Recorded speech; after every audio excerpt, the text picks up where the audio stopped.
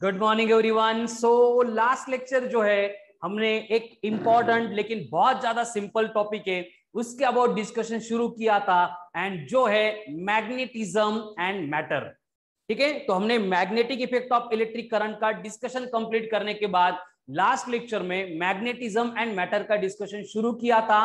अगर आप लिंक लगाएंगे ठीक से तो जो बात मैंने इलेक्ट्रोस्टैटिक्स के स्टार्ट में आपको समझाई थी, बोली थी कि सारा कंसेप्चुअल पार्ट कैसे इमेजिन करना है, कौन सी कंसेप्ट आती है, इस टाइप के मतलब इस पूरे सेक्शन को पढ़ने का जो पूरा तरीका है वो सारी बातें हमें इलेक्ट्रोस्टैटिक्स में क्लियर होने वाली है, समझने वाली है, हमारे ध्यान में आने वाली है। तो हमने इलेक्ट्रोस्टैटिक्स में चार्ज एंड उसका बिहेवियर जो देखा था उसी के अकॉर्डिंग हम रिमेनिंग टॉपिक में भी, जैसे कि देखो इलेक्ट्रोस्टैटिक्स में हम बेसिक डिस्कस कर रहे थे चार्ज मतलब क्या होता है, वो अपने सराउंडिंग में इलेक्ट्रिक फील्ड कैसे प्रोड्यूस करता है, इलेक्ट्रिक फील्ड प्रोड्यूस हो गई फिर वो दूसरे चार्ज के साथ इंटरैक्ट कैसे करता है, इंटरैक्शन के लिए वहां पे इलेक्ट्रिक लाइंस ऑफ फोर्स कैसे वर्क करती है, उनकी प्रॉपर्टी क्या है, फिर उसका फ्लक्स कितना होता है, गिवन पॉइंट पे उस फील्ड की स्ट्रेंथ कितनी होती है, पोटेंशियल कितना होता है, दो चार्जेस एक दूसरे को इंटरैक्ट करते टाइम कितना फोर्स कौन सी डायरेक्शन में एक्सर्ट करते हैं, एंड वहां पे मैग्नेट जैसी एक सिस्टम है जिसको हमने इलेक्ट्रिक डाइपोल बोला था, वो सिस्टम वहां पे हम चार्ज की कंसीडर करते हैं और वो एक्सटर्नल इलेक्ट्रिक फील्ड में कैसे बिहेव करती है, उसकी वजह से इलेक्ट्रिक फील्ड की intensity, potential at A given point कितना होता है, यही बातें हमने इलेक्ट्रोस्टैटिक्स में कंसीडर की थी।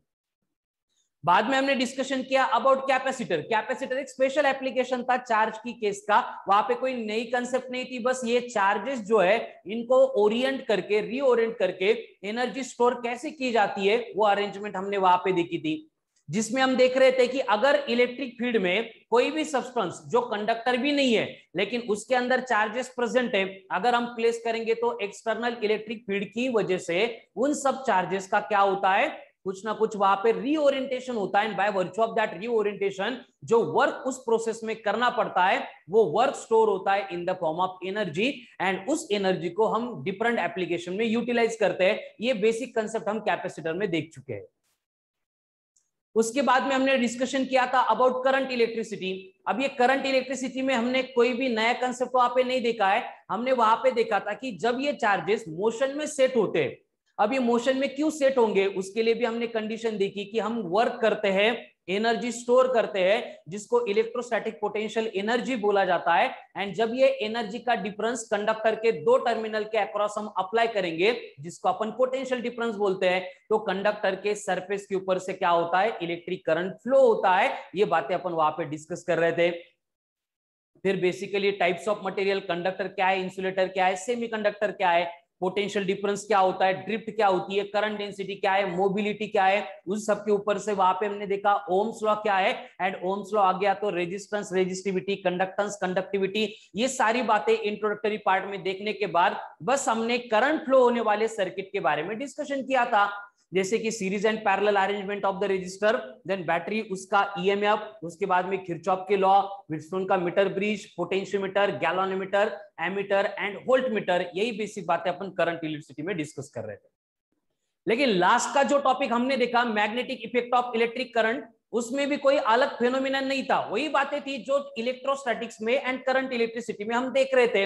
इलेक्ट्रोस्टैटिक्स में देखा कि चार्ज अगर रेस्ट में है तो कैसे बिहेव करता है, उसके बाद में करंट इलेक्ट्रिसिटी में देखा कि वही चार्ज को अगर मोशन में सेट कर देंगे तो वो मोशन परफॉर्म करता कैसे है, किस पाथ के अलोंग जाता है, कैसे वहां पे पोटेंशियल डिवाइड होता है, रेजिस्टेंस कैसे वहां पे इलेक्ट्रिक करंट को अपोज करता है, ये सारा मैकेनिज्म जो हमने करंट इलेक्ट्रिसिटी में पढ़ा था उससे रिलेटेड और एक फेनोमेनन हमें 1820 में ऑर्स्टेड एक्सप्लेन करता है, एंड उस कंसेप्ट के ऊपर हमारा नेक्स्ट टॉपिक आता है, that is magnetic effect of electric current.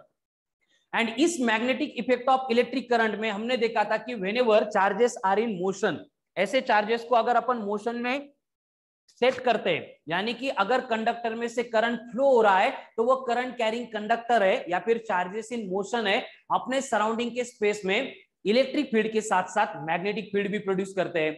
फिर मैग्नेटिक फील्ड को पूरा समझने के लिए मैंने इलेक्ट्रो के साथ में उसको कंपेयर करके दिया था कि यहाँ पे कुछ अलग नहीं होगा, बस फील्ड की जो टेंडेंसी है प्रोड्यूस करने की वो चार्ज की नहीं होगी, वो मैग्नेट के सिमिलर होगी।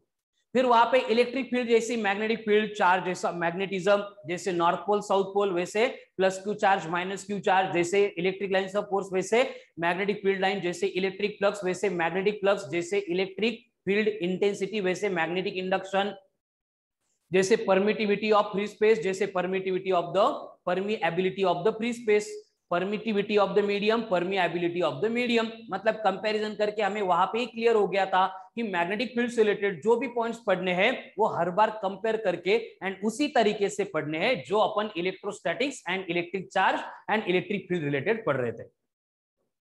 फिर ये बेसिक इंट्रो देखने के बाद हमने वहां पे मैग्नेटिक इंडक्शन का कैलकुलेट करने के लिए बेसिक जो रूल होता है, प्रिंसिपल होता है, लॉ होता है, उसको पढ़ा था। दैट वाज बायोट-सवर्ट्स लॉ और लैपलेस लॉ। वहां पे हमें समझ में आ गया कि गिवन पॉइंट पे जैसे इलेक्ट्रोस्टैटिक्स में इलेक्ट्रिक फील्ड कैलकुलेट करते थे, वैसे मैग्नेटिक फील्ड में मैग्नेटिक इंडक्शन यानी उसकी इंटेंसिटी यानी उसका स्ट्रेंथ अपन कैलकुलेट कर सकते हैं बाय यूजिंग दिस बायोट-सवर्ट्स लॉ। एक जनरल फॉर्म देखा, फिर उसके एप्लीकेशन देखे कि हमारे तरफ हर बार प्रैक्टिकली कहीं पे भी एप्लीकेशन है तो जो कंडक्टर होने वाला है वो एक तो स्ट्रेट करंट कैरिंग कंडक्टर होगा, नहीं तो सर्कुलर कंडक्टर होगा। तो उनसे रिलेटेड डिफरेंट पॉइंट्स पे डिफरेंट पोजीशन पे मैग्नेटिक फील्ड कितनी होती है, उसकी डायरेक्शन कैसी कैलकुलेट करनी है, इससे रिलेटेड हमने बहुत डिटेल में डिस्कशन किया था। उसके बाद में हमने उसी का सिंप्लीफाइड फॉर्म देखा, एम्पियर्स लॉ, जो थोड़ा लेटेस्ट था इसलिए लेटेस्ट एप्लीकेशन में एप्लीकेबल था, जैसे सोलेनॉइड है, टोरॉइड है, सिलेंडर है, होलो सिलेंडर है ना, होलो में थिक एंड थिन सिलेंडर है, इनसे रिलेटेड हमने मैग्नेटिक इंडक्शन देखा। एंड एक्चुअल यही कोर पार्ट था related to magnetic effect of electric current. फिर हमने सेम टॉपिक को आगे एक्सटेंड किया और जो कंसेप्ट इलेक्ट्रोस्टैटिक्स में हम पढ़ रहे थे कि चार्ज अगर इलेक्ट्रिक फील्ड में एंटर करता है तो उसके ऊपर फोर्सेस एक्ट होते हैं, उसी तरह से हमने यहाँ पे देखा कि अगर मोशन में चार्ज मतलब मैग्नेटिक फील्ड प्रोड्यूस करेगा, वो अगर मैग्नेटिक फील्ड में एंटर करता है तो उसके ऊपर भी फोर्सेस एक्ट होते हैं। लेकिन यहाँ पे एक लिमिटेशन है कि मैग्नेटिक फील्ड उस मोशन वाले चार्ज की सिर्फ डायरेक्शन चेंज कर सकता है, उसकी मैग्नीट्यूड चेंज करने की एबिलिटी मैग्नेटिक फील्ड में नहीं है। फिर हमने उसमें वहां पे वेरियस केसेस देखी थी, अगर चार्ज एंटर कर रहा है 0 और 180 डिग्री से तो क्या होगा, अगर चार्ज एंटर कर रहा है 90 डिग्री π/2 से मतलब परपेंडिकुलर डायरेक्शन में तो क्या होगा, अगर ये दोनों एंगल छोड़ के किसी भी एंगल से वो एंटर कर रहा है तो क्या होगा। ये बातें पढ़ने के बाद उसी के ऊपर डिपेंड करने वाला एक इंस्ट्रूमेंटल सेटअप हमने पढ़ा था, दैट वाज साइक्लोट्रॉन।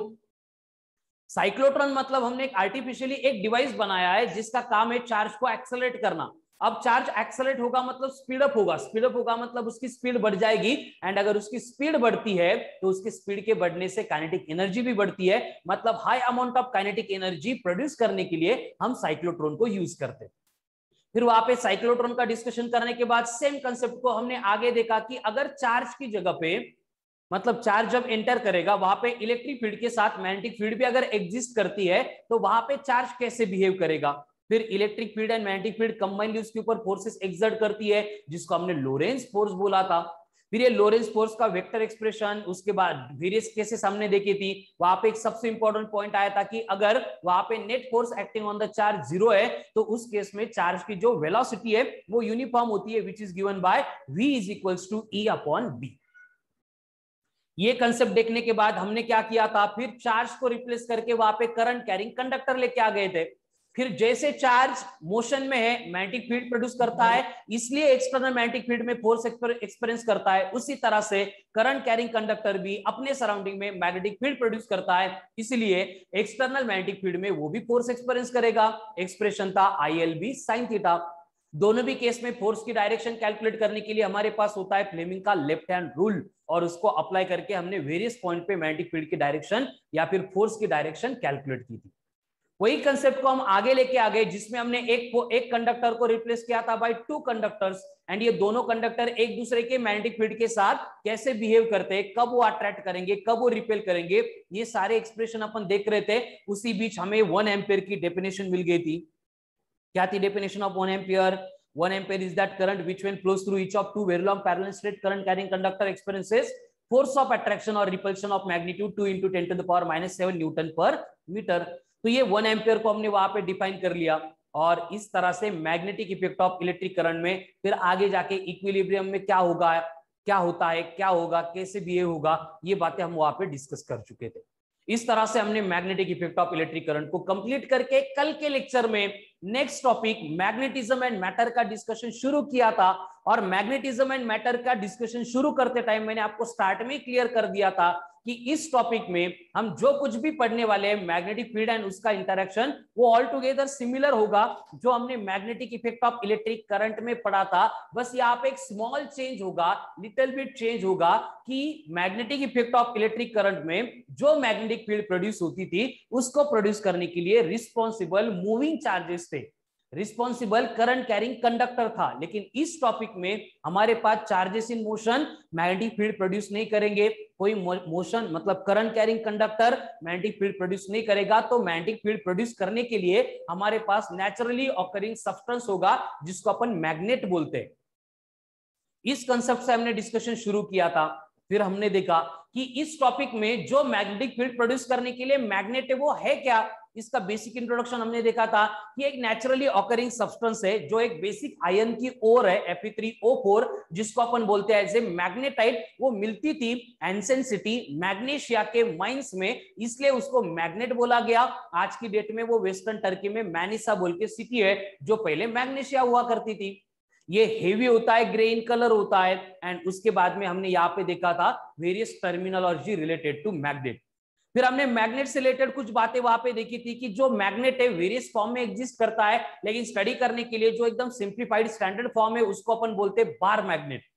इसलिए इस टॉपिक में जो भी डिस्कशन होगा, जहां पे भी कंसिडरेशन होगा, हमारा मैग्नेट बार मैग्नेट के फॉर्म में रहेगा।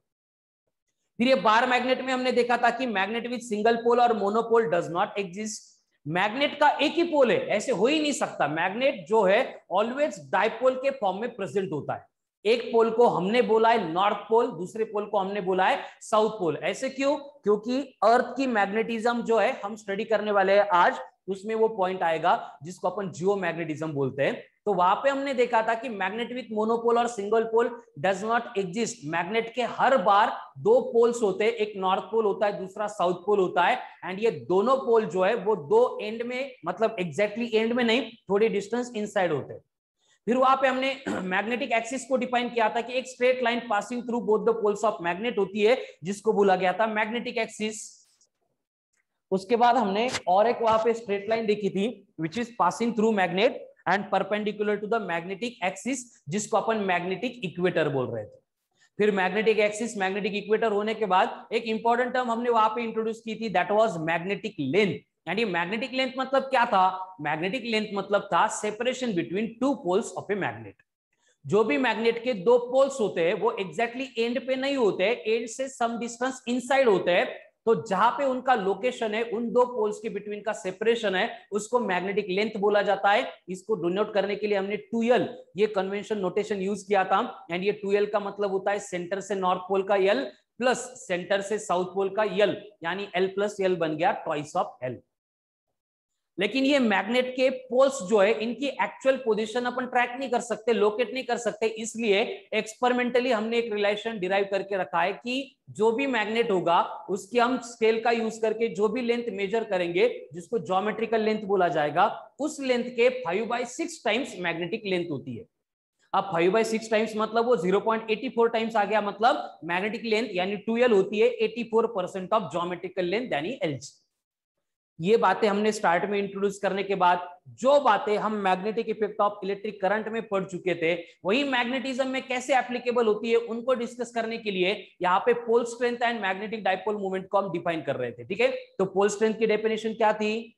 What was pole strength?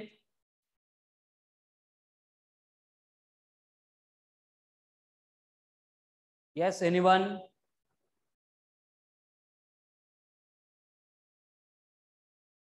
No one, very good. ठीक है, पोल स्ट्रेंथ मतलब था concentration of strength of magnetism at the poles of magnet.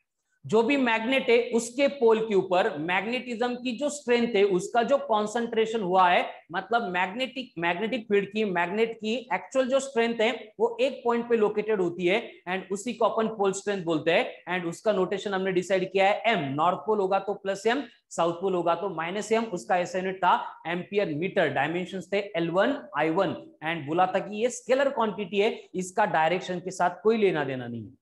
उसके बाद में हमने नेक्स्ट पॉइंट देखा था, that was magnetic dipole movement. अब ये मैग्नेटिक डाइपोल मूवमेंट मतलब क्या होता है? तो मैग्नेटिक डाइपोल मोमेंट मतलब होता है product of pole strength and separation between two poles, यानी magnetic length denoted by capital M given by capital M equals to small M into 2l। लेकिन ये वेक्टर क्वांटिटी है, डायरेक्टेड होती है from south pole to north pole, जिसका SI unit है ampere metre square, dimension है L2I1 and ये topic की एक्सट्रीमली इंपॉर्टेंट क्वांटिटी। उसके बाद वही सारी बातें जैसे हमने magnetic effect of electric current में भी देखा था, इलेक्ट्रोस्टैटिक्स में भी देखा था। इलेक्ट्रोस्टैटिक्स में था electric dipole in external electric field, magnetic effect of electric current में देखा था current carrying loop in external magnetic field, यहां पे देखा bar magnet in external magnetic field. अगर प्लेस कर देंगे तो उसके ऊपर टू म्यूचुअली मतलब two forces which are equal in magnitude but opposite in direction act होते हैं, जो कपल फॉर्म करते हैं। By virtue of that couple magnet try to rotate and magnet rotate होता है, इसलिए वहां पे टॉर्क एक्ट होता है, जो टॉर्क इलेक्ट्रोस्टैटिक्स में PE sin थीटा था, magnetic effect of electric current में m into B into sine theta था। एंड कल के लेक्चर में हमने देखा बार मैग्नेट की केस में MB sin थीटा ही था। डिफरेंस क्या है कि magnetic effect of electric current में capital M is given by NIA, क्योंकि वहां पे करंट कैरिंग लूप रिस्पॉन्सिबल है मैग्नेटिक फील्ड प्रोड्यूस करने के लिए। लेकिन मैग्नेटिज्म में अगर सेम बात देखेंगे तो capital M is given by small m into 2l, because magnet responsible है magnetic field magnetic dipole movement produce करने के लिए। टॉर्क मिल गया। उसके बाद हमने देखा था कि एक्सटर्नल मैग्नेटिक फील्ड में टॉर्क तो एक्ट हो गया, फिर उसके बाद हमें जाके मैग्नेट को रोटेट करना है, या फिर हमें जाके करंट कैरिंग लूप को रोटेट करना है, या फिर हमें जाके इलेक्ट्रिक डाइपोल को रोटेट करना है। तो तीनों भी केसेस में जो वर्क डन रिक्वायर्ड था, इलेक्ट्रोस्टैटिक्स में था PE in bracket 1 minus cos theta, magnetic effect of electric current में था MB in bracket 1 minus cos theta, magnetism में भी था MB in bracket 1 minus cos। फिर हमने देखा कि जब ये वर्क डन होता है तो ये एनर्जी स्टोर होती है in the form of potential energy of the given magnetic field. तो स्टोर्ड पोटेंशियल एनर्जी तीनों भी केस में m into B into cos of theta minus कितनी पोटेंशियल एनर्जी वहां पे स्टोर होती थी। फिर वहां पे हमने देखा कि अगर मैग्नेट को रोटेट कर रहे by theta equals to 0 degree तो पोटेंशियल एनर्जी मिनिमम होगी माइनस ऑफ MB, यानी स्टेबल इक्विलिब्रियम होगा। अगर रोटेट कर रहे बाय 180 डिग्री तो वहां पे पोटेंशियल एनर्जी होगा MB, यानी पोटेंशियल एनर्जी मैक्सिमम बन गई एंड ये अनस्टेबल इक्विलिब्रियम होगा। लेकिन अगर वहां पे 90 डिग्री से रोटेट कर रहे, थीटा 90 है cos 90 0 है, पोटेंशियल एनर्जी भी 0 बनेगी और न्यूट्रल इक्विलिब्रियम होगा, कोई भी इक्विलिब्रियम नहीं रहेगा। यानी कि सुबह से अभी 9 बजे से जो बातें मैं आपको एक्सप्लेन कर रहा हूं वो यही बोल रही है कि हम इलेक्ट्रोस्टैटिक्स में जो पढ़ चुके हैं वही बस एक एक केस डिफर करके सारे टॉपिक्स में पढ़ते आ रहे हैं, नया कुछ है ही नहीं। इसलिए जितना ज्यादा वर्क इलेक्ट्रोस्टैटिक्स पे किया होगा उतना सिंपल सिंपल सारी बातें ये टॉपिक समझने के लिए आपको मतलब समझ में आएगी और सिंपल बन जाएगी। और ये कंपेयर करके ही आपको इस सेक्शन को स्टडी करना है। इलेक्ट्रोडायनामिक सेक्शन मतलब क्या बोलेंगे हम उसको, एकदम लॉयल सेक्शन है। इसको अगर ध्यान से प्रिपेयर करेंगे, इसके साथ तो आप लॉयल रहेंगे तो ये कंफर्म आपको एग्जाम में मार्क्स देता है।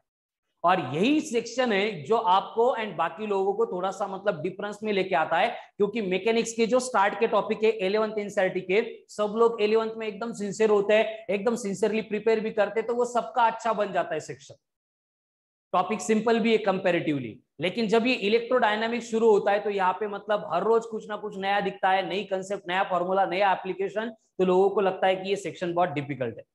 लेकिन एक्चुअल में ये डिफिकल्ट लगता है इसलिए क्योंकि इलेक्ट्रोस्टैटिक्स एकदम प्रॉपर वे से नहीं किया होता है। अगर इलेक्ट्रोस्टैटिक्स की सारी कंसेप्ट प्रिपेयर है, सारे क्वेश्चंस आपने सॉल्व किए, तो ये बाकी सेक्शन में वही बातें आप सबको, वही सब बातें आपको यहाँ पे पढ़नी है।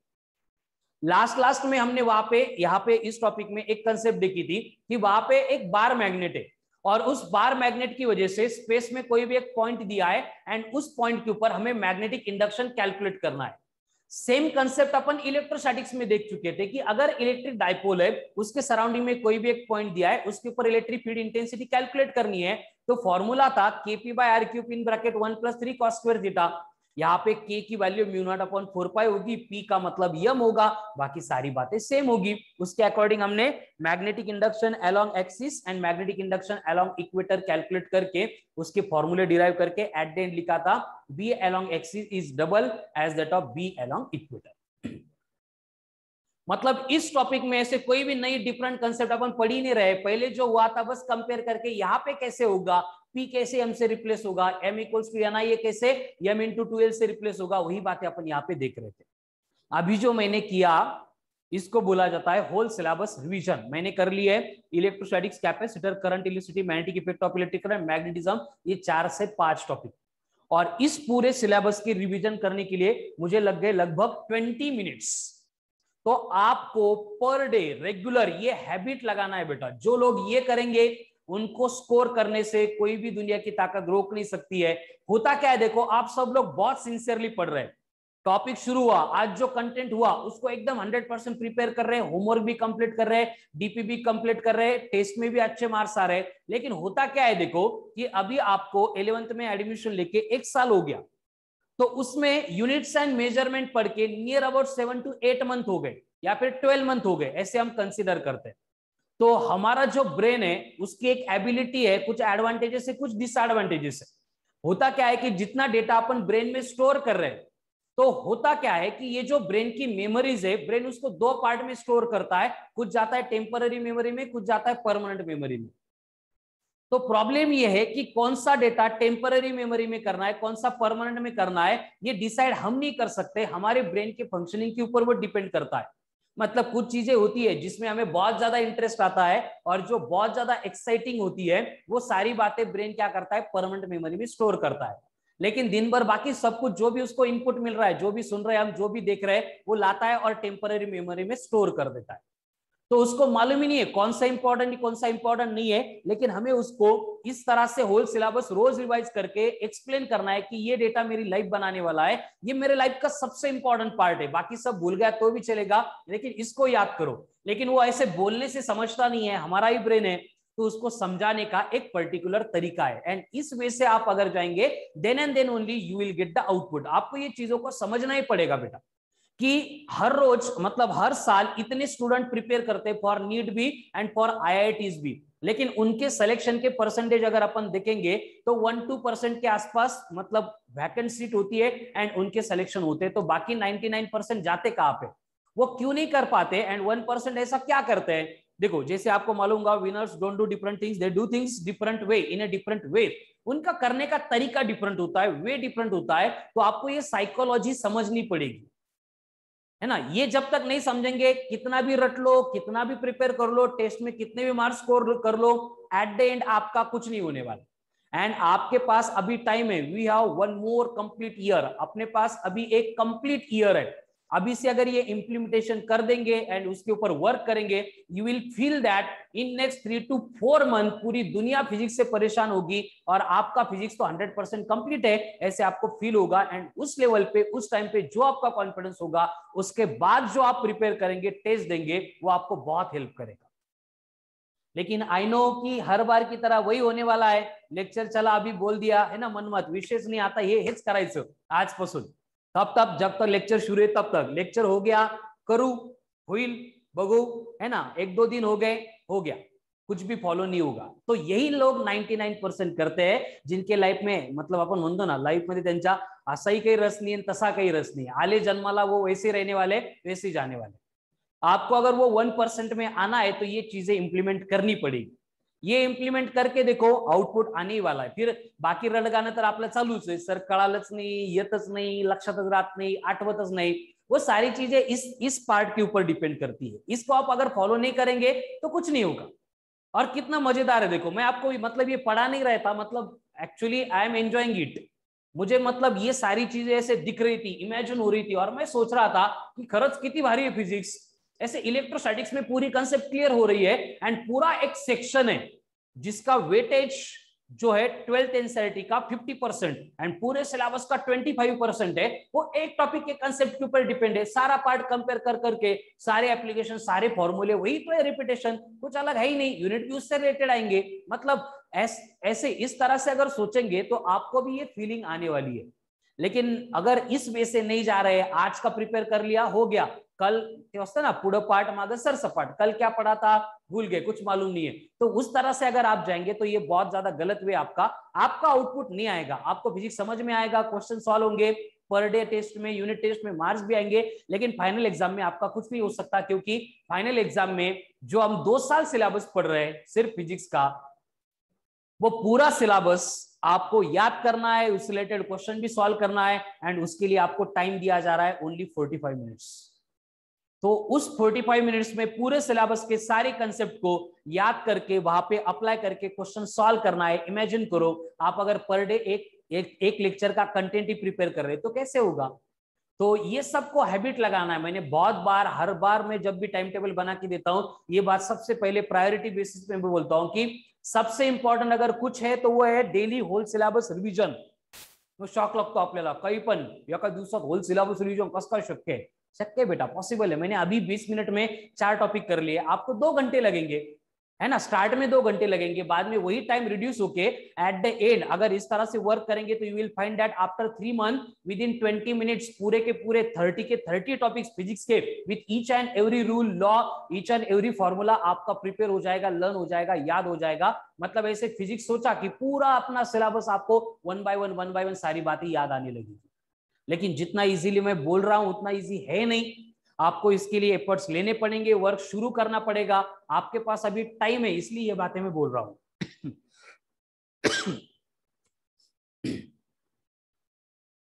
एंड बेसिकली देखो, आपकी बैच को बहुत ज्यादा एडवांटेज मिलने वाला है, क्योंकि जब से आपकी बैच शुरू हो गई, ये सारा पैंडेमिक की वजह से पूरा बंद ही है।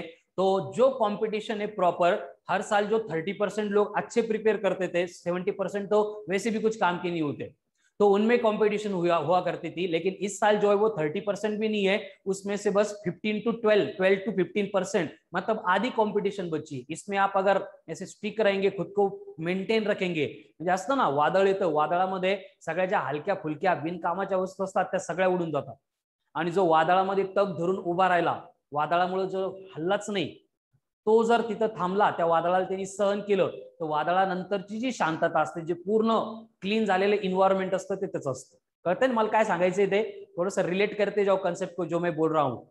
तो ये भी मतलब बहुत बड़ा स्टॉर्म है, बहुत बड़ा वादळ है जो आपके सराउंडिंग में आया है। सबको प्रॉब्लम है, लेकिन हमें इसके ऊपर फर्म रहना है, इससे कोई फर्क नहीं पड़ेगा मुझे। आई एम देयर, जो बोला है मैं करने वाला हूं, कुछ भी हालात हो, कुछ भी कंडीशन हो, कितना भी लोड आ रहा है, कुछ भी हो रहा है, मेरे खुद के साथ जो कमिटमेंट है उसके लिए मैं लॉयल हूं। बाकी दुनिया गई भाड़ में, दुनिया से हमें कुछ लेना देना नहीं है। आपने 11th में साइंस लिया था, क्लासेस ज्वाइन किए थे, तब आपकी खुद के साथ जो कमिटमेंट थी उसको डेली याद करो। और मैं पहले से बोल रहा हूं कि 3:30 AM इज द टाइम। जो सक्सेसफुल पीपल है वर्ल्ड के, उनकी एक तो रात शुरू होती है या फिर सुबह शुरू होती है। तो आपको एज अर्ली एज पॉसिबल इस सेक्शन में आना है। मतलब एक तो 3:30 बजे हमारे रूम की लाइट बंद करके हम सोने को जाएंगे, या फिर 3:30 बजे लाइट शुरू होगी और पढ़ाई भी हमारी शुरू होगी। जब तक ये अंदर से नहीं आएगा तब तक आपका कुछ नहीं होगा। और सबसे पहले 3:30 बजे उठने के बाद आप क्या करेंगे, तो ब्रेन को टास्क देंगे कि दिन भर क्या करना है। बाकी रिकामी थॉट्स नको आहेत आपल्याला, हमें क्या करना है, जैसे होता है ना इंटरनेट सर्फ करते हैं हम, बीच में वो कुकीज आती है, ऐड आती है डिफरेंट ऐप की, डिफरेंट एप्लीकेशन की, है ना। मतलब समझ में आ रहा है ना, कोई भी गूगल पे सर्च कर रहे हो, कुछ भी इंटरनेट आप सर्च कर रहे हो, तो वो कुकीज आती है, मतलब बीच बीच में एड्स आते हैं डिफरेंट केस में। अब ये ऐड आते कहां से, तो गूगल जो है आपकी सर्च हिस्ट्री के ऊपर वर्क करता है, आपको किस में इंटरेस्ट है उस तरह के ऐड का एक स्ट्रक्चर बनाता है, बीच बीच में वो आपके ऊपर बम्बार्डमेंट करता रहता है। वही पार्ट है कि हमारी जो बेसिक सोच है वो ब्रेन को मालूम है, इसलिए हम जब हमारी पढ़ाई या फिर कोई भी वर्क शुरू करते हैं तो ब्रेन क्या करता है, उनकी लिस्ट लेके आता है, ये गूगल की तरह बीच बीच में लेके आता है ना। तो हमें उसको अवॉइड करना है। अवॉइड करने के लिए जब मॉर्निंग में आपकी शुरू होती है, सुबह उठने के बाद पहले ब्रेन को ये बता दो कि ये मेरे लिए सबसे इंपॉर्टेंट है लाइफ में। शुरू हो जाओ फ्रॉम यूनिट्स एंड डायमेंशन, ऐसे आंखें बंद करके, बस सोना नहीं है, उसको रिवाइज करना है। क्या क्या पढ़ा था, मेजरमेंट था, यूनिट था, डायमेंशन थे, एप्लीकेशन था, एरर था, क्या था 1D में, velocity, displacement, acceleration, kinematical equation कैसे थे, ये पूरी बातें 1 to 1 आपको याद करनी है। एक बार मॉर्निंग में ब्रेन को ये टास्क दे दिया, मग ब्रेन दिवसभर रिकामे फालतू विचार करायच्या फंदात पडतच नाही। क्लियर है? तो इस तरह से आपको फॉलो करना है whole syllabus revision per day. 3:30 से लेके मॉर्निंग में जो भी 3 घंटे है, एक एक घंटा एक एक सब्जेक्ट के लिए दे दो, ठीक है। For 1 hour physics, 1 hour for biology, 1 hour for chemistry, अगर मैथ्स है तो बायो की जगह पे 1 आवर फॉर मैथ्स। ये 3 घंटे कर लिए, दिन भर देखो आपकी एनर्जी लेवल ही अलग रहेगी, एकदम कॉन्फिडेंस लेवल आपकी भयानक रहेगी, ठीक है। एंड उसको इंप्लीमेंट करते जाएंगे हर रोज। इसको अगर एंजॉय करेंगे तो आपको समझ में भी नहीं आएगा कि रिजल्ट इतना अच्छा आया कैसे, नहीं तो जो चालू है वो चालू रहने वाला है, ठीक है। देखो अगर हो रहा है तो ट्राई करो वर्क करने का इसके ऊपर। लास्ट में कल के लेक्चर में हम एक कंसेप्ट पढ़ रहे थे, दैट वाज एटॉमिक मैग्नेटिज्म। और इस एटॉमिक मैग्नेटिज्म को पढ़ने से पहले मैंने आपको एक क्वेश्चन भी पूछा था, और वो क्वेश्चन इस तरह का था, क्वेश्चन ऐसा था कि magnetic effect of electric current में हमने देखा है कि बेसिकली चार्ज मोशन में आते हैं, और ये चार्ज मोशन में आने की वजह से उनकी टेंडेंसी है, कौन सी टेंडेंसी है, देखो टेंडेंसी को समझो, law of behaviour provided by nature. Water है, लिक्विड है, ग्लास में डाल दिया, ग्लास की शेप एक्वायर करेगा, फ्लोर पे डाल दिया, फ्लोर की शेप एक्वायर करेगा, मास से अपने सराउंडिंग में ग्रेविटेशनल फील्ड प्रोड्यूस करेगा, चार्ज है अपने सराउंडिंग में इलेक्ट्रिक फील्ड प्रोड्यूस करेगा। वही चार्ज अगर मोशन में होता है, अगर वो मोशन में सेट होता है, तो वो इलेक्ट्रिक फील्ड के साथ साथ मैग्नेटिक फील्ड प्रोड्यूस करेगा। ये नेचुरल टेंडेंसी है, उसको कोई चेंज नहीं कर सकता, उसमें कोई भी करेक्शन नहीं हो सकती, वो है मतलब है। लेकिन मैग्नेटिज्म एंड मैटर इस टॉपिक में अपन जो मैग्नेटिक फील्ड पढ़ रहे हैं, वहां पे कोई भी चार्ज मोशन में नहीं है, एक सब्सटेंस है जो मैग्नेटिक फील्ड प्रोड्यूस कर रहा है, उसको रख देंगे स्पेस में, मैग्नेटिक फील्ड प्रोड्यूस हो रही है। तो मेरा क्वेश्चन था कि उस मैग्नेट में ऐसा क्या है, ऐसे कौन से पार्टिकल है जो मैग्नेटिक फील्ड प्रोड्यूस करने के लिए रिस्पॉन्सिबल है। और ये इलेक्ट्रॉन। क्वेश्चन, हाँ बोलो। इलेक्ट्रॉन। Electron, very good. क्या इलेक्ट्रॉन, बोलो मनमत, करेक्ट आंसर। ते पोल्स, ते न्यूक्लियसच्या अवतीभोवती फिरणारे इलेक्ट्रॉन ते प्रोड्यूस करतात मॅग्नेटिक फील्डला. Excellent, very good. कुठून मिळालं बेटा तुला आन्सर? असं विचार करून कळालं का, कुठं रीड केलं बेटा तू?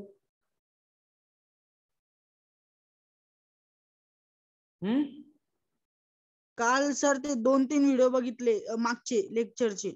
Very good. मतलब देखो मनमत ने कितना इंपॉर्टेंट क्वेश्चन का आंसर फाइंड कर लिया खुद से। फिजिक्स तो उसके सामने एकदम सिंपल है बेटा, ठीक है। कंडीशन क्या थी, मैंने बोला था ये क्वेश्चन, और उसके बाद में नेक्स्ट पार्ट मैंने शुरू किया था, दैट वाज एटॉमिक मैग्नेटिज्म। और एटॉमिक मैग्नेटिज्म में हमने क्या देखा था, याद है क्या? एटॉमिक मैग्नेटिज्म में हमने देखा था कि बेसिकली होता क्या है कि न्यूक्लियस के सराउंडिंग में इलेक्ट्रॉन सर्कुलर मोशन परफॉर्म करता है, उस सर्कुलर मोशन की वजह से करंट इंड्यूस्ड होता है, और वो करंट था I is equals to EV upon 2 pi r. And उस करंट की वजह से वहां पे मैग्नेटिक मूवमेंट प्रोड्यूस होती है, क्योंकि magnetic effect of electric current में हमने वही पढ़ा था कि whenever charges are in motion it will produce magnetic field around it, और उस मैग्नेटिक मूवमेंट का फॉर्मूला था I इंटू ए। वही हमने रिवॉल्विंग इलेक्ट्रॉन के लिए बनाया था, EVR अपॉन 2 या फिर ER ओमेगा का स्क्वायर अपॉन 2। फिर आगे जाके हमने वहां पे देखा था रिलेशन फॉर बोर्स मैग्नेटन। क्या था बोर्स मैग्नेटन? अगर हाइड्रोजन के फर्स्ट ऑर्बिट में इलेक्ट्रॉन रिवॉल्व कर रहा है, तो according to Bohr's theory L equals to होता है NH अपॉन 2 पाई। तो यहाँ पे जो m is equals to E upon twice of M into L था, तो L की जगह पे NH अपॉन 2 पाई पुट करेंगे, N की वैल्यू 1 पुट करेंगे, तो जो आता है उसको बोर्स मैग्नेटन बोला जाता है, जो होता है 0.923 into 10 to the power -23 ampere metre square. तो ये सारी बातें डिस्कस करने के बाद मैंने बोला था कि क्वेश्चन का आंसर आपको मिल ही गया है, या फिर फाइंड करो, कल बोलेंगे तो भी चलेगा। तो मनमत को जो आंसर मिला है वो एग्जैक्टली करेक्ट है। देखो बेटा, मैग्नेट है, मैग्नेट जिसको अपन मैग्नेटाइट बोल रहे थे Fe3O4, वो बना किससे है उसका छोड़ दो, हमें जितना भी नॉलेज है उसके अकॉर्डिंग हमारी कंसेप्ट ये है, जो कुछ भी है tangible, intangible, visible, invisible, then उसके बाद में बायोटिक, अबायोटिक, वो सब कुछ बनाए मैटर से। एंड मैटर को बनाने के लिए रिस्पॉन्सिबल एटम है। एटम में सिर्फ 3 ही टाइप के पार्टिकल होते हैं, प्रोटॉन, न्यूट्रॉन, इलेक्ट्रॉन, इनको छोड़ के वहां पे कुछ भी नहीं है। तो मैग्नेट में कोई नया पार्टिकल थोड़ी आके बैठेगा अब मैं मैग्नेटिक फील्ड प्रोड्यूस करेगा, ऐसे नहीं होगा। तो मैग्नेटिक फील्ड वहां पे जो प्रोड्यूस होती है उनको रिस्पॉन्सिबल कहीं ना कहीं ये प्रोटॉन, न्यूट्रॉन, इलेक्ट्रॉन ही होने चाहिए। तो ये जो बोर्स मैग्नेटन में हमने देखा था वही कंसेप्ट होती है कि होता क्या है कि ये जो रिवॉल्विंग इलेक्ट्रॉन है, होता क्या है, ये जो रिवॉल्विंग इलेक्ट्रॉन है ये रिवॉल्व होते हैं अराउंड द न्यूक्लियस। अब इलेक्ट्रॉन रिवॉल्व हो रहे हैं, इसका मतलब क्या हो रहा है, इलेक्ट्रॉन मोशन परफॉर्म कर रहे हैं। अब इलेक्ट्रॉन मतलब चार्ज है, अगर इलेक्ट्रॉन मोशन परफॉर्म कर रहे हैं मतलब कौन मोशन परफॉर्म कर रहा है, चार्ज मोशन परफॉर्म कर रहा है। एंड हमें मालूम है according to Oersted whenever charges are in motion it will produce magnetic field around it. यानी कि न्यूक्लियस के सराउंडिंग में इलेक्ट्रॉन जैसे रिवॉल्व होते हैं, वो रिवॉल्विंग इलेक्ट्रॉन रिस्पॉन्सिबल होते हैं to produce magnetic field, magnetic induction. Clear है सबको? कळतं का मी काय सांगतोय ते? ओके, तो लेकिन अब हुआ क्या, देखो ये तो हमें समझ में आ गया कि मैग्नेट की केस में जो न्यूक्लियस के सराउंडिंग में रिवॉल्व होने वाले इलेक्ट्रॉन्स है वो मैग्नेटिक फील्ड प्रोड्यूस करते हैं। जैसे कि ये न्यूक्लियस है एंड ये इलेक्ट्रॉन है, तो ये इलेक्ट्रॉन करता क्या है, यहाँ पे मोशन परफॉर्म करता है। लेकिन ये इलेक्ट्रॉन की जो मोशन है हमने जो ऑब्जर्व किया है उसके अकॉर्डिंग हमें मालूम है कि इलेक्ट्रॉन दो टाइप की मोशन यहाँ पे परफॉर्म करता है सेम, जैसे हमारी अर्थ सन के सराउंडिंग में परफॉर्म करती है। दो मोशन कौन सी, एक अर्थ जो है सन के सराउंडिंग में ऐसे ऑर्बिटिंग मोशन परफॉर्म करती है एंड खुद के एक्सिस के अबाउट रोटेट होती है। समझ में आ रहा है, अर्थ की दो मोशन है, एक ऑर्बिटल मोशन अराउंड द सन, एक स्पिनिंग मोशन अराउंड इटसेल्फ। तो ये इलेक्ट्रॉन की केस में भी वही होता है। सबसे पहले ये न्यूक्लियस के सराउंडिंग में सर्कुलर चक्कर मारता है एंड इस चक्कर मारने से जो मैग्नेटिक मूवमेंट वो प्रोड्यूस करता है उसको बोला जाता है as a orbital magnetic movement. Orbital magnetic movement मतलब ऑर्बिटल मोशन की वजह से जो मैग्नेटिक मूवमेंट प्रोड्यूस होती है। एट द सेम टाइम ये खुद के एक्सिस के अबाउट स्पिन भी होता है। अब यहाँ पे स्टार मार्क करके मेरी बात ध्यान से सुनो, याद रखो। स्पिन होना मतलब ऐसे ये एक्सिस है, इसके अबाउट अगर ये चॉक रोटेट हो रहा है जैसे हमारी अर्थ होती है तो उसको अपन बोलते हैं कि ये स्पिनिंग मोशन परफॉर्म कर रहा है। अब ये इलेक्ट्रॉन जो है ये एलिमेंटरी पार्टिकल है, इसका मतलब इलेक्ट्रॉन के बॉडी में ऐसे सिमेट्रिकल एक एक्सिस जा रहा है, आधा पार्ट इधर है आधा पार्ट उधर है, ऐसे प्रैक्टिकली पॉसिबल नहीं है। इसलिए ये इलेक्ट्रॉन स्पिन नहीं हो सकता। तो ये इलेक्ट्रॉन करता क्या है, ये इलेक्ट्रॉन अपनी रिवॉल्यूशन चलता है तब के टाइम में अपने पोजीशन के अबाउट वाइब्रेट होता है एंड उसके वाइब्रेशन सिमिलर होते हैं, सिमिलर इफेक्ट प्रोड्यूस करते हैं स्पिनिंग की तरह। तो उस टाइप के मोशन की वजह से जो मैग्नेटिक मूवमेंट यहाँ पे प्रोड्यूस होती है उसको अपन कंसीडर करते हैं एज स्पिनिंग मैग्नेटिक मूवमेंट। तो इस तरह से इलेक्ट्रॉन जो है एक ऑर्बिटल मैग्नेटिक मूवमेंट एंड दूसरी स्पिनिंग मैग्नेटिक मूवमेंट, ऐसे दो मैग्नेटिक मूवमेंट प्रोड्यूस करता है। यानी किसी भी इलेक्ट्रॉन ने न्यूक्लियस के सराउंडिंग में रिवॉल्व होने के बाद जो नेट मैग्नेटिक मूवमेंट प्रोड्यूस की है वो होती है ये M net vector is equals to MO vector plus MS vector. Clear? Yes sir.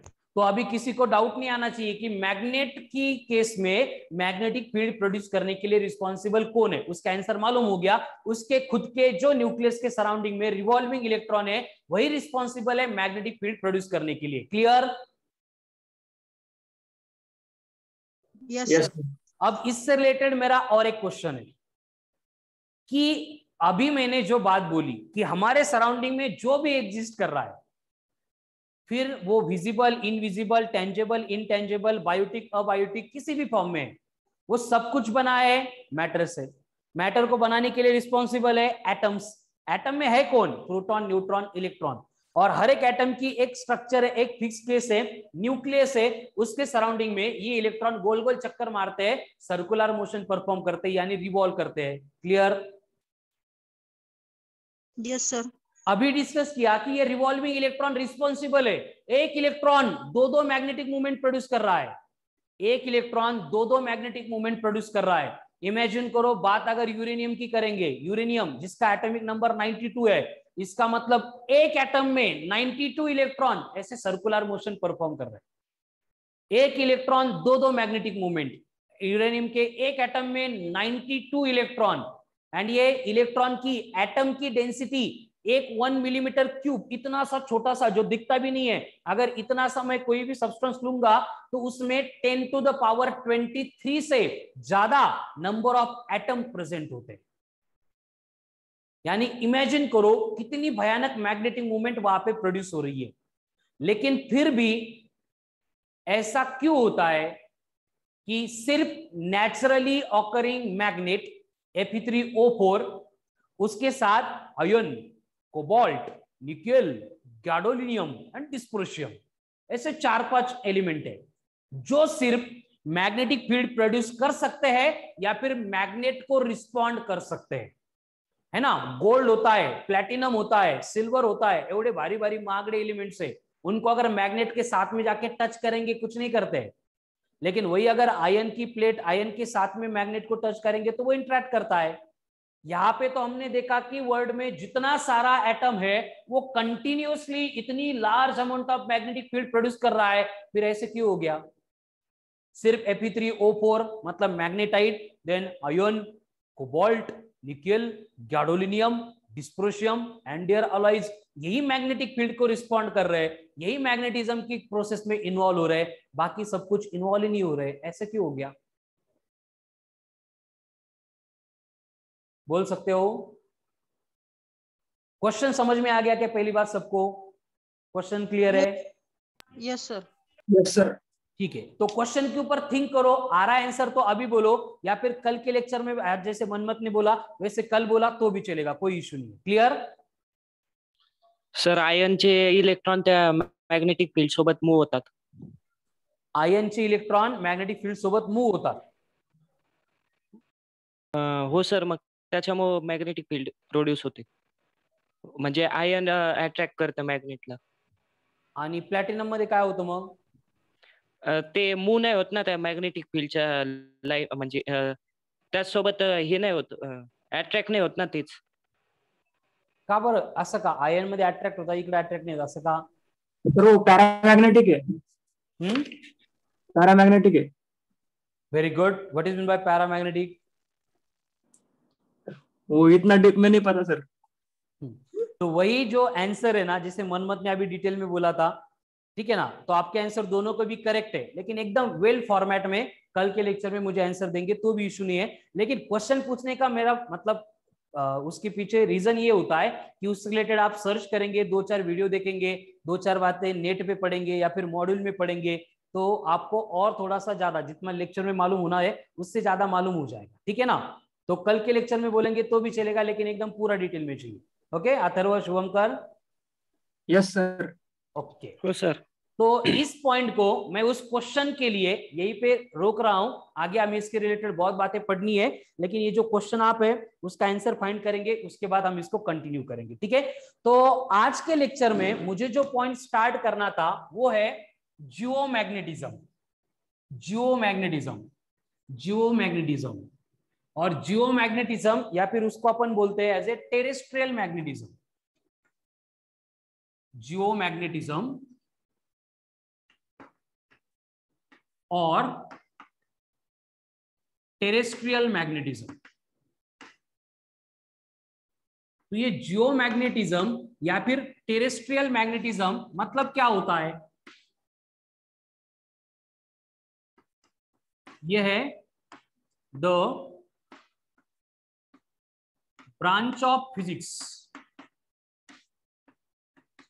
which deals with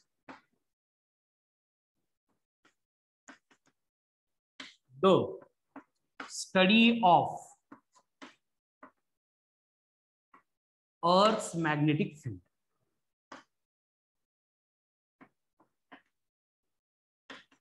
ठीक है, मतलब हमारी फिजिक्स की एक ब्रांच है जिसका काम ही बस अर्थ की जो मैग्नेटिक फील्ड होती है उसको स्टडी करना, तो उसको अपन जियोमैग्नेटिज्म या फिर टेरेस्ट्रियल मैग्नेटिज्म बोलते हैं। मतलब हमारा अभी जो पॉइंट शुरू हो रहा है वो है अर्थ्स मैग्नेटिक फील्ड। कौन सा है? Earth's magnetic field.